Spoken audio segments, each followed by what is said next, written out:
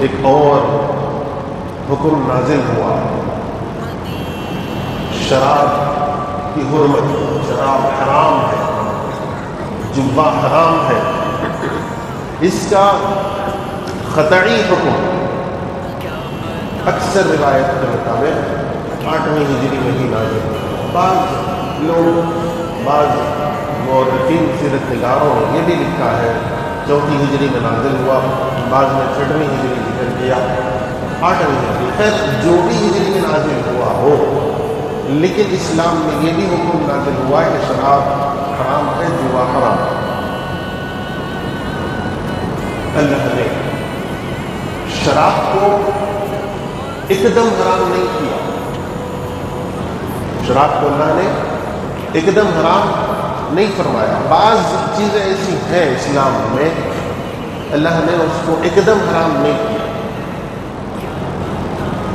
جیسے متاع ہے، کانٹریکٹ میرج جس کو کہتے ہیں، موقتی نکاح، کہ اتنے دن تک ہم دونوں نکاح کر لیں گے، اتنے دن تک ہم ساتھ رہیں گے، اور یہ اتنے دن گزرنے کے بعد، 1 مہینہ 2 مہینہ گزرنے کے بعد ہم میں خود بخود جدائی ہو جائے گی، ہم خود بخود الگ ہو جائیں گے، تفریق ہو جائے گی۔ اسلام نے یہ احکامات بھی، یہ حرام ہے، ایک دم نازل نہیں کیا، بعد میں اس کو حرام قرار دیا، بعد میں اس کو حرام قرار دیا۔ ایسے ہی شراب ہے کہ شراب جو اچھی طبیعت والے ہیں، سلیم طبع لوگ جو رہتے ہیں، وہ لوگوں کو شراب سے نفرت ہوتی تھی۔ کئی صحابہ ایسے ہیں جاہلیت کے دور میں بھی وہ لوگ شراب نہیں کیے، شراب کے قریب نہیں گئے، کئی صحابہ ایسے ہیں۔ تو بعض لوگوں نے آ کے حضور صلی اللہ علیہ وسلم سے پوچھا، اللہ نے اس کا ذکر قرآن مجید میں کیا، وَيَسْأَلُونَكَ عَنِ الْخَمْرِ وَالْمَيْسِرِ، اور آپ سے پوچھتے ہیں شراب اور جوے کے بارے میں، قُلْ فِيهِمَا إِثْمٌ كَبِيرٌ، آپ فرمائیے اس میں بہت زیادہ برائی ہے، ان دونوں میں زیادہ برائی ہے، بڑی برائی ہے، وَمَنَافِعُ لِلنَّاسِ، ہاں لوگوں کے لیے کچھ فائدہ ہے، لوگوں کے لیے کچھ فائدہ ہے، یہ اللہ نے ارشاد فرمایا۔ پھر اس کے بعد بھی لوگ شراب پیتے تھے، کچھ لوگ اس آیت کے نازل ہونے کے بعد شراب سے رک گئے تھے، شراب سے رک گئے تھے کہ قرآن نے کہہ دیا، اللہ نے فرما دیا کہ بری چیز ہے، برائی زیادہ ہے، لہذا رک گئے۔ اس کے بعد کیا ہوا، ایک مرتبہ کی بات ہے، کسی کے گھر میں دعوت ہوئی، دعوت کے بعد شراب کا دور چلا، شراب کا دور چلا، دور چلنے کے بعد شراب پی لینے کے بعد جب اس کے بعد نماز کا وقت آیا، نماز کا جب وقت آیا، نماز کے لیے کھڑے ہو گئے، امام صاحب نماز میں قُلْ يَا أَيُّهَا الْكَافِرُونَ میں ایسی غلطی کر دی ہے جو کفریہ معنی رکھتی ہے، کفر کے معنی آ جا رہے تھے، اس میں شراب کے نشے میں مست تھے، اور قُلْ يَا أَيُّهَا الْكَافِرُونَ کا سورہ پڑھے اور اس میں ایسی غلطی کر دی ہے کہ معنی بالکل اپوزٹ ہو گئے، قرآن نے، اللہ نے جو فرمایا اس کے بالکل اپوزٹ معنی ہو گئے۔ اب اس کے بعد ان کو احساس ہوا کہ ہم نے یہ غلط کیا، ان حضرات کو یہ احساس ہوا کہ ہم نے یہ غلط کیا، حالت نشہ میں نماز پڑھا دی اور پھر اس میں ایسی بڑی غلطی کر دی۔ تو اللہ نے قرآن مجید میں 5ویں پارے میں اللہ نے ارشاد فرمایا، یا ایھا الذین آمنوا لا تقربوا الصلاۃ وانتم سکارى حتی تعلموا ما تقولون، اے ایمان والو، اے ایمان والو، نماز کے قریب بھی مت جاؤ جب کہ تم نشہ کی حالت میں ہو، جب کہ تم نشہ کی حالت میں ہو، یہاں تک کہ تم جان لو، تم کو معلوم ہو جائے تم کیا کہہ رہے ہو، یعنی نشہ اتر جائے، اس وقت ہی نماز کے پاس جاؤ۔ جب ہی نماز پڑھو۔ تو جب یہ آیت نازل ہوئی تو نشہ کرنے کے بعد نماز نہیں پڑھ سکتے تھے، نماز سے پہلے نشہ نہیں کر سکتے تھے، یہ احکامات نازل ہوئے۔ پھر اس کے بعد کچھ دن گزرے، چند دن اور گزرنے کے بعد بیٹھے شراب پیے، حالت نشہ میں ایک کی بڑائی میں اشعار گانے لگے، شعر پڑھنے لگے، پوئمس پڑھنے لگے، انہوں ان کی بڑائی میں، انہوں اپنی بڑائی میں، انہوں اپنی بڑائی میں چل رہا تھا سلسلہ۔ اس میں کسی کی بڑائی زیادہ ہو گئی، دوسرے والے کو غصہ آ گیا، اونٹ کی ایک ہڈی، جبڑے کی ہڈی لے کے مار دیا، دونوں میں لڑائی ہو گئی، ایک زخمی ہو گئے۔ اس کے بعد حضور پاک علیہ السلام تک یہ بات پہنچی۔ حضور کی خدمت میں جب یہ بات پہنچی تو حضور نے اللہ سے دعا کی کہ اللہ شراب کے بارے میں کوئی واضح حکم نازل فرما دے، واضح حکم نازل فرما دے۔ تو اللہ نے قرآن مجید میں سورہ مائدہ کی دو آیتیں جو 7ویں پارے میں ہے، اللہ نے یہ آیت نازل فرمائی، یا ایھا الذین آمنوا انما الخمر والمیسر والانصاب والازلام رجس من عمل الشیطان، اے ایمان والو، بے شک شراب اور جبہ، بے شک شراب، جبہ اور بت اور پانسے کے طور پر پھینکے جانے والے،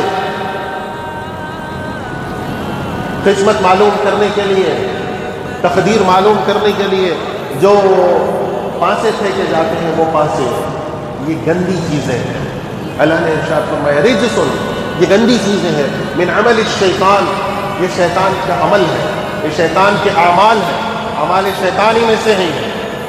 فاجتنبوہ، ان سب چیزوں سے بچو، ان سب چیزوں سے بچو، لعلکم تفلحون، تاکہ تم کامیاب ہو جاؤ، تاکہ تم کامیاب ہو جاؤ، تاکہ تم فلاح پا جاؤ۔ اللہ نے یہ قطعی احکامات نازل فرما دیے۔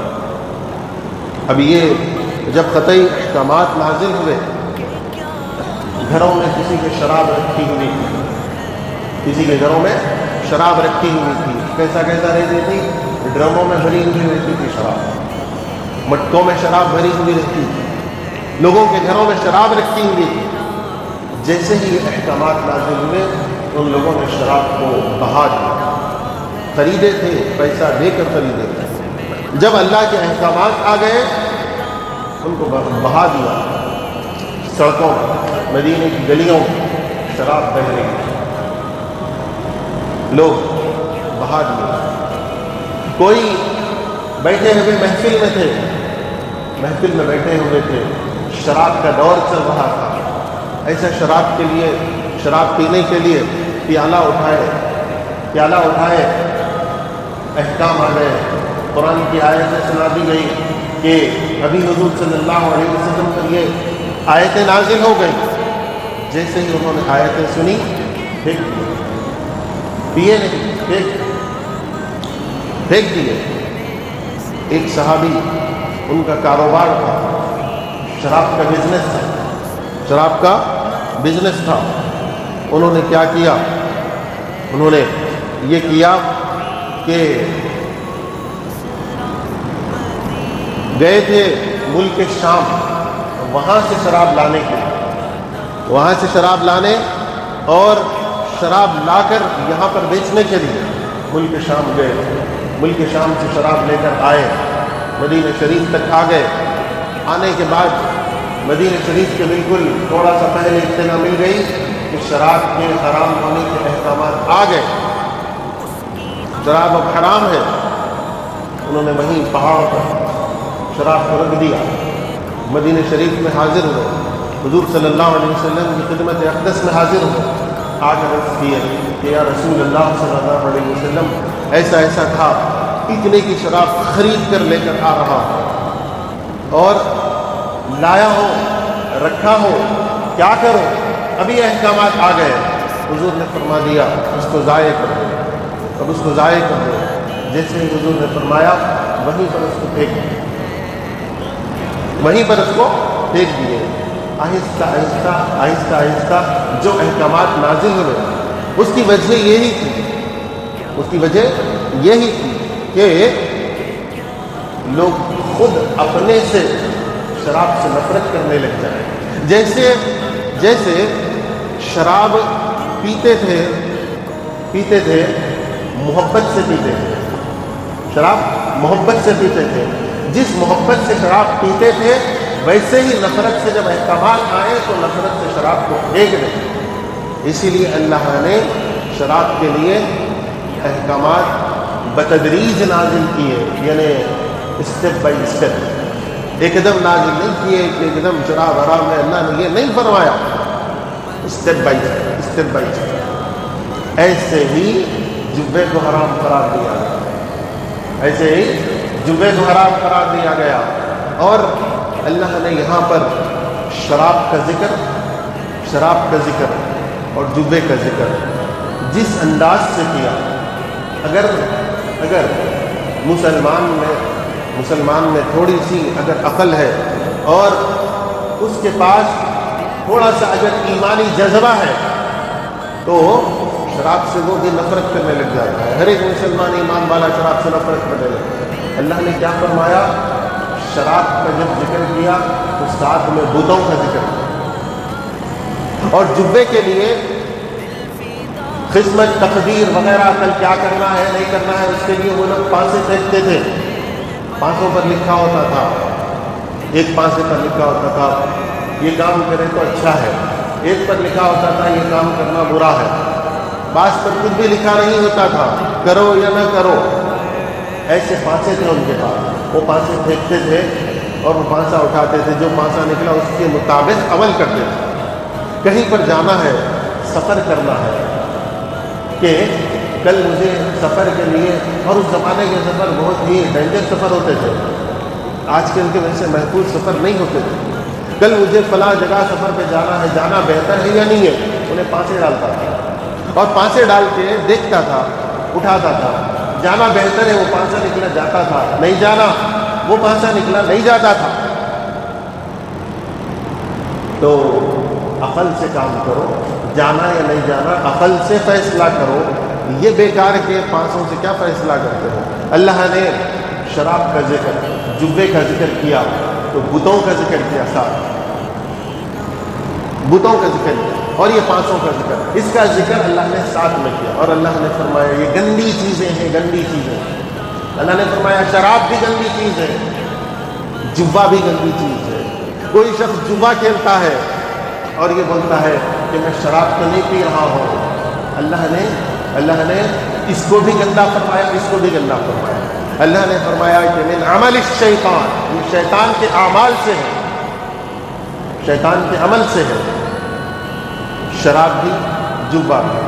اگر کوئی جوا کھیل رہا ہے اور یہ کہہ رہا ہے کہ میں جوا کھیل رہا ہوں، شراب نہیں پی رہا ہوں، یہ بھی شیطان کا عمل ہے، وہ بھی شیطان کا عمل ہے، ایک کر رہا ہے تو دوسرا بھی، اس کے ساتھ ہی سے تم بھی، دوست بھائی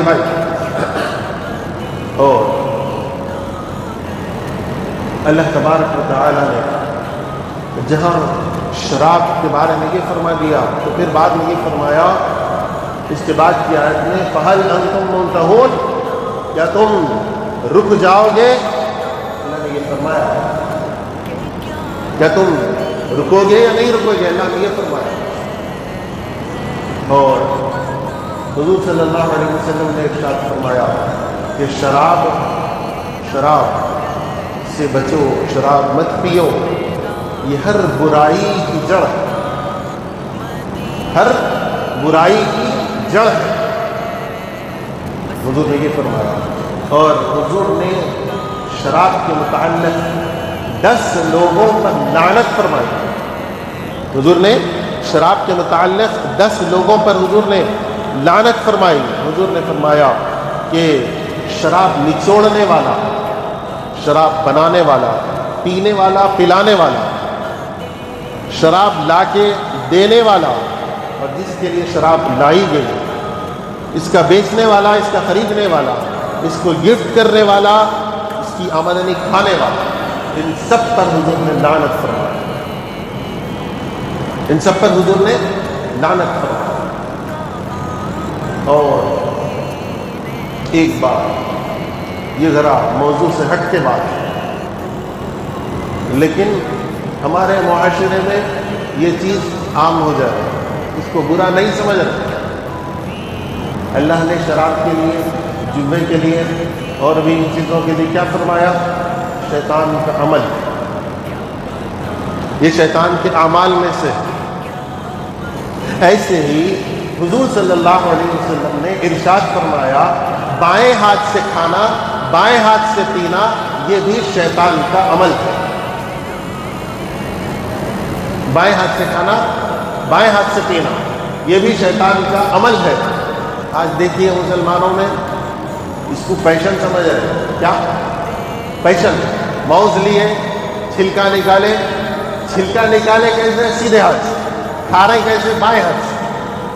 چائے لیے، کھڑے کھڑے پی رہے، کہاں پی رہے؟ روڈوں پہ، فٹ پاتھوں پہ ٹھہر کے۔ کیسا پی رہے؟ کھڑے کھڑے بائیں ہاتھ سے پی رہے۔